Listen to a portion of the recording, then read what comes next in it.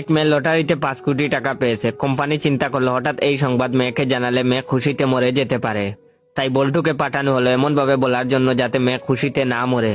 তো বল্টু মেয়েকে গিয়ে বলল, মনে করেন আপনি 5 কোটি টাকা পেলেন, তাহলে কি করবেন? তখন মেয়েটি বলল, খুশিতে নাচবো, আপনাকে ভালোবাসবো, আপনাকেই বিয়ে করব।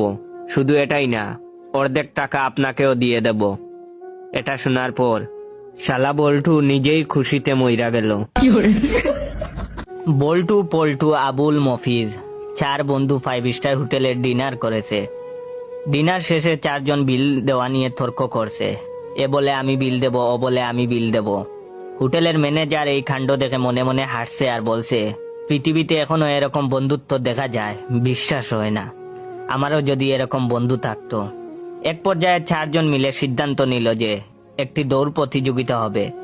প্রতিযোগিতায় যে জয়ী হবে সে বিল পরিশোধ করবে। হোটেলের ম্যানেজার হুইসেল বাজালো। 4 জন একসাথে দৌড় দিল। ম্যানেজার তাদেরকে উৎসাহ দিতে লাগলো। সেই যে তারা দৌড় দিল আর ফিরে আসেনি। গল্পটা আজ থেকে 50 বছর আগের। ওই হোটেল ম্যানেজার এখনো বাঙ্গা হোটেলের সামনে দাঁড়িয়ে আছেন। উনি ভাবছেন ওরা আসবে বিল দিতে। এখন আপনারা কমেন্ট করে বলুন ওরা বিল দিতে কবে আসবে। যদি আপনারা বলতে পারেন না, তাহলে আপনার বন্ধুদের শেয়ার করে জিজ্ঞাসা করতে পারেন ওরা কবে বিল দিতে আসবে। বিদ্যুতের এমন কর্মকাণ্ড দেখে আমি আমার ছাত্রলীগের এক বন্ধুকে বললাম, কিরে বন্ধু, এতদিন ধরে দেশে উন্নয়ন হচ্ছে বললি, তাইলে এখন লোডশেডিং করে কেন? তখন আমার বন্ধু বলল, আমাদের মন্ত্রী কি বলেছেন তা শুনোস নাই? আমরা তো সুখে আছি, বেশ না।